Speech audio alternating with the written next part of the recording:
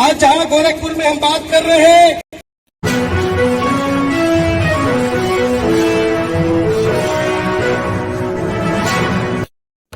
राजू यादव हमारे बहुत पुराने मित्र हैं और हम उन्हें इसलिए बहुत पसंद करते हैं कि वे सत्ता से बिना डरे आए दिन एक के बाद एक साहसिक काम करते रहते हैं।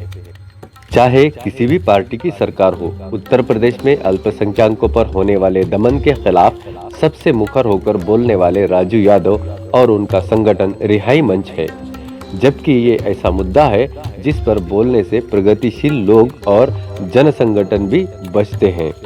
किसी भी ऐसी घटना पर लोगों को बाद में बोलने का साहस भी तभी मिल पाता है जब रिहाई मंच की ओर से राजू यादव और मोहम्मद शोएब पीड़ित पक्ष की ओर से बयान दे देते हैं। लगभग 6 महीने पहले उन्होंने विधानसभा चुनाव लड़ने की घोषणा करके हमें चौंका दिया। हमारी पहली प्रतिक्रिया थी, ओह, मैंने एक अच्छा फाइटर दोस्त खो दिया। तुरंत ख्याल आया, कौन सी पार्टी में शामिल हुए होंगे।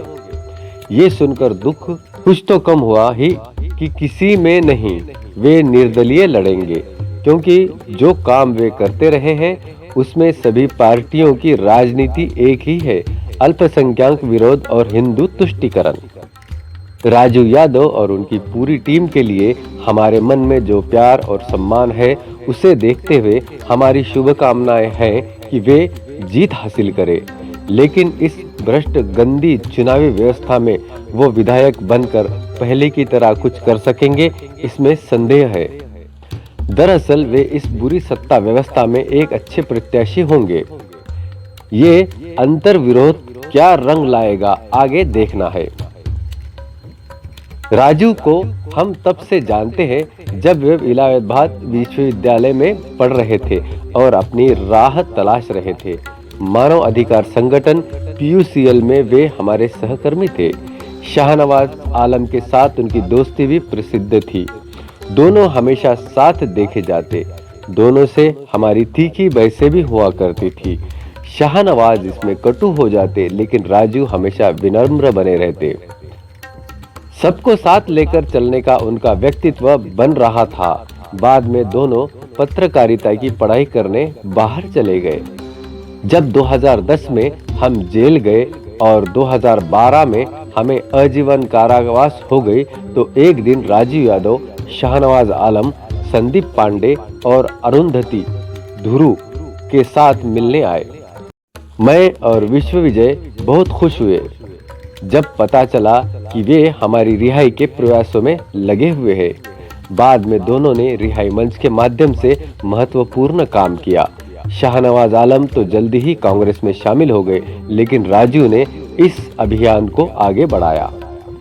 ध्यान दें कि पिछले 20 सालों में मुसलमान लड़कों को आतंकवादी घोषित कर गिरफ्तार करने और उन्हें फर्जी इनकाउंटर में मार देने का काम सभी सरकारें जोर शोर से कर रही है। यह प्रचार इतना खतरनाक स्तर तक है कि कोई भी व्यक्ति गिरफ्तार या मार दिए गए मुसलमान लड़के के पक्ष में बोलने की हिम्मत नहीं करता। ऐसे खतरनाक समय में राजू यादव ने रिहाई मंच के माध्यम से इस डर को तोड़ने का काम किया। वे ऐसे हर मामले में पीड़ित परिवार के साथ खड़े होते, उन्हें हिम्मत देते। एडवोकेट मोहम्मद शोएब के नेतृत्व में उन्हें कानूनी मदद देते और मामले की जांच, उसकी रिपोर्ट प्रकाशित कर सरकारी आतंक की पोल खोलने का काम करते। उनके इस तरह के कामों में लोगों के खौफ को तोड़ने का काम किया है और इस बनाए गए सरकारी मिथ को भी कि हर मुसलमान आतंकवादी होता है। 2009 में हुए बटला हाउस फर्जी इनकाउंटर के बाद जब आजमगढ़ के संजरपुर को आतंकवाद की नर्सरी घोषित कर दिया गया, तो राजू यादव और रिहाई मंच ने इस दुष्प्रचार के खिलाफ महत्वपूर्ण काम किया। लखनऊ में रिहाई मंच का दफ्तर हमेशा गहमा गहमी से भरा रहता है। बहुत सारे दूसरे शहरों के एक्टिविस्ट, जिन्हें शहर में कोई दूसरा ठिकाना न मिले, उनका ठिकाना हुआ करता है। हमें भी कई बार बहुत सी मुसीबत के लिए और मुसीबत के समय में यहाँ आसरा मिला। साथ ही राजू यादव और शोएब साहब का भी साथ मिला।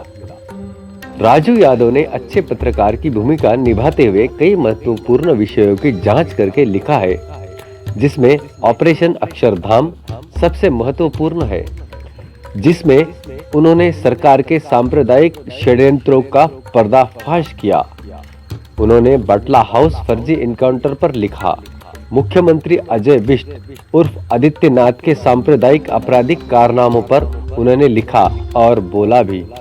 राजू यादव और रिहाई मंच के कामों की सूची बहुत लंबी है और काम बेहद महत्वपूर्ण। वे हमेशा जनता के सबसे पीड़ित पक्ष के साथ रहे हैं। चुनावी राजनीति में जाने के बाद भी वो इन कामों को आगे बढ़ा सके, इसके लिए राजू यादव को बहुत बहुत शुभकामनाएं।